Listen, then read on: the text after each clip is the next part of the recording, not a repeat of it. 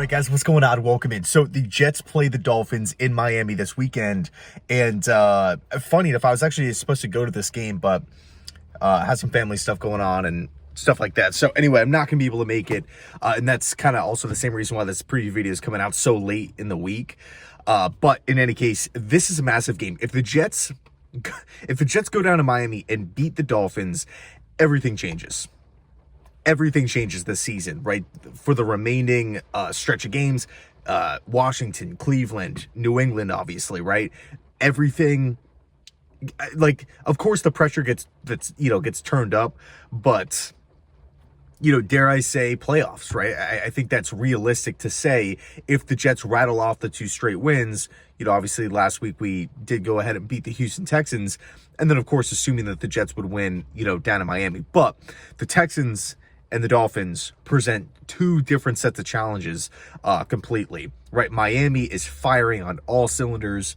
They have one of, if not the best offense in the entire National Football League. We know this, watching this offense just explode pretty much week in, week out.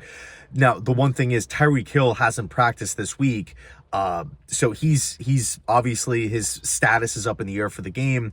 A major deciding factor, right? And clearly, if you want to talk about MVP, taking my putting my Jet fandom aside, I would seriously look at, you look at Tyreek Hill's numbers, you look at what he does pretty much to every single defense. It is ridiculous. It is absolutely ridiculous what Tyreek Hill does.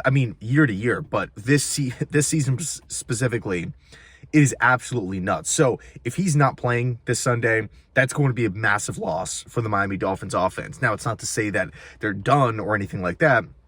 Still have plenty of playmakers to go around, and Mike McDaniel's scheme will allow players to get open, and he will do his thing. But it will definitely help the Jets if Tyreek Hill obviously is not out there. Now, one thing I'm going to be monitoring for sure is how the Jets come out, right? This was a problem last week. Yes, the Jets won 30-6. Zach Wilson was dealing. Garrett Wilson had over 100 receiving yards. Special teams, I felt like, was excellent. Thomas Morstead pinning teams back. The punt coverage, I felt like, was top tier last week. Of course, Greg Zuerlein, perfect from both extra points and field goals. I thought special teams was absolutely incredible last week against the Houston Texans in a downpour. But the one drawback, well, there was a couple drawbacks: offensive line play, in the running game. Obviously, we couldn't run the ball last week, and then starting out slow. If we think back, the Jets did have 0 points at halftime. We cannot afford to have 0 or 3 points at halftime this week against Miami. Too high flying, too explosive.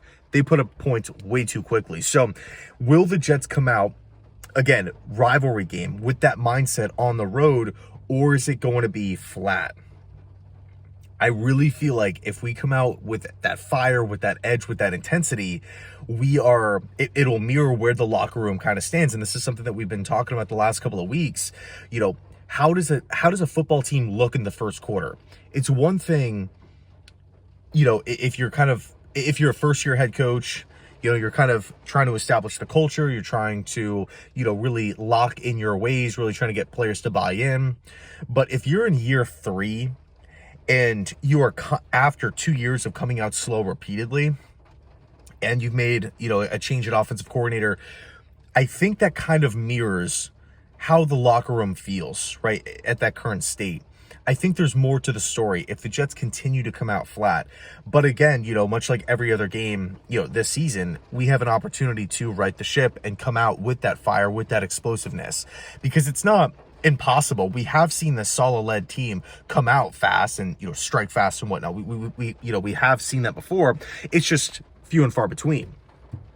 It does feel like it's once in a blue moon. But, in these massive games that are just, so critical, almost season-defining games, how do they look? How do the players look? Are they playing like their hair is on fire? Are they playing like they want to be there? Or is it lackadaisical? Is it slow? Is it, mistakes and confusion and things like that? So that is something that I'm definitely going to be excited to see how we come out. And another thing too, you can make an argument, if the Jets continue to come out slow, that's going to be, like, that to me falls directly on the head coach. If we're talking again about like a full NFL season here. But it's a huge game for the Jets. There is a chance, right? There is a chance. Nobody gave the Jets a chance. Nobody gave the Jets a shot last week against Houston, and the Jets blew them out. Now, granted, Houston did, they were missing a couple pieces, Tank Dell, Dalton Schultz, Nico Collins, but, CJ Stroud got banged up towards the end, but man, 30-6 is a beatdown. 30-6 is a beatdown, and nobody had the Jets winning, outside of, some Jets fans here. So we'll see what happens this week. We'll see what happens, against this Dolphins team. I really, look, if the Jets walk away with with more points at the end of the day on that scoreboard, we as a fan base are going to be feeling great. That recap video is going to be nuts, but I don't want to get too far ahead of myself, so I'll leave it there. Let me know your thoughts down below in the comment section. Thanks so much for watching. I cannot wait for the game tomorrow. Just that there's something about that Jets-Dolphins rivalry that just fires me up. I mean, that's kind of one of the main.